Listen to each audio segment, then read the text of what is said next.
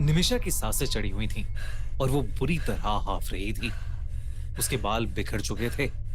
वो शीशे के सामने खड़ी खुद को देखकर अपने बाल वापस बांधने की कोशिश कर रही थी, पर घबराहट के मारे वो कुछ नहीं कर पा रही थी। उस रात निमिषा ने पहली बार अपनी देर रात तक जगने की आदत का पछतावा किया। निमिषा को डर था कि कोई अभी भी उसका पीछा कर रहा है। इस बात की शुरुआत तब हुई जब मनीषा और निमिषा दोनों क्लास 8 में एक बोर्डिंग स्कूल में पढ़ते थे और हॉस्टल में रहते थे। जिस बोर्डिंग स्कूल में वो लोग पढ़ रहे थे, वो पढ़ाई लिखाई के लिए एक बहुत ही अच्छा स्कूल माना जाता था। पर उस बोर्डिंग स्कूल के गर्ल्स हॉस्टल की कुछ अलग ही कहानी थी। 5 साल पहले 9th क्लास की एक सीधी साधी और पढ़ाई में होनहार लड़की की उस बोर्डिंग स्कूल के गर्ल्स हॉस्टल के 5th फ्लोर में मौत हो गई थी। किसी को नहीं समझ आया था कि वो लड़की मरी तो मरी कैसे। टीचर्स और पेरेंट्स बताते थे कि उस लड़की को ना तो डिप्रेशन था और ना ही कोई पढ़ाई का प्रेशर।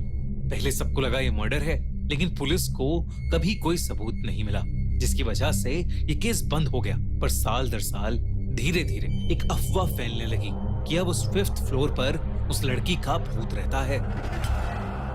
इसलिए 5th फ्लोर को स्कूल अथॉरिटीज ने बंद कर दिया, जिसे हफ्ते में सिर्फ एक बार खोला जाता था ताकि उसकी सफाई हो सके।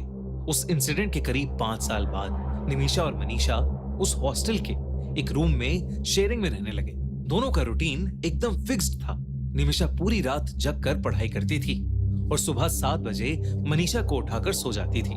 फिर मनीषा ब्रेकफास्ट के टाइम तक पढ़ती रहती थी। मनीषा चश्मा लगाती थी और उसके हाथ में उसकी माँ का दिया हुआ एक काला धागा हमेशा बंधा रहता था। 5th फ्लोर की कहानियों को बाकी स्टूडेंट्स की तरह वो लोग भी ज्यादा नहीं मानते थे, पर फिर भी वहां कोई नहीं जाता था। पर 10 दिसंबर को कुछ ऐसा हुआ जिसकी मनीषा को कोई खबर भी नहीं थी।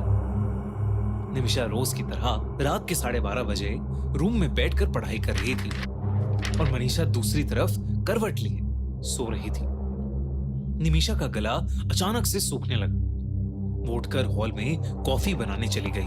पूरे हॉल में एकदम शांति थी। सब लोग या तो अपने कमरे में थे या सो चुके थे। उस हॉल में कोई नहीं था, बस कॉफी मशीन के गड़गड़ाने की आवाज आ रही थी। पर मशीन को स्विच ऑफ करने के बाद फिर से सन्नाटा छा गया। निमिषा कॉफी का मग लेकर पीछे मुड़ी और उसको अचानक झटका लगा, जिससे उसकी कॉफी छलक गई। उसने देखा कि मनीषा उसके पीछे ही खड़ी है।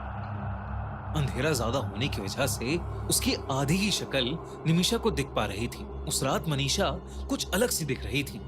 उसने ना तो अपना चश्मा पहना था और ना ही उसके हाथ में वो काला धागा था। निमिषा ने मनीषा से पूछा कि वो इतनी जल्दी क्यों जाग गई, जिसके जवाब में मनीषा ने बोला, क्यों ना हम दोनों 5th फ्लोर की बालकनी पर चलें। ये सुनकर निमिषा की आंखें चौड़ी हो गई और मुंह पर हल्की सी शरारत भरी मुस्कुराहट आ गई। इससे पहले कि वो कुछ बोलती, मनीषा उसका हाथ पकड़कर उसे अपने साथ ऊपर सीढ़ियों पर ले जाने लगी। जब दोनों सीढ़ियां चढ़ रही थीं, तो बस निमिषा की ही चप्पल की आवाज आ रही थी। उसने नोटिस किया कि मनीषा ने चप्पल भी नहीं पहनी थी। कुछ तो बहुत अजीब था। उस रात उस हॉस्टल के 5th फ्लोर का दरवाजा खुला हुआ था और वो दोनों 5th फ्लोर पर चले गए। वो पहले इधर उधर देखने लगे। फिर कुछ मिनट बाद दोनों ने खुद को एक रूम में पाया। ये उसी लड़की का रूम था जो 5 साल पहले मर चुकी थी और जिसके बारे में लोग कहते थे कि उसकी आत्मा 5th फ्लोर पर भटकती है।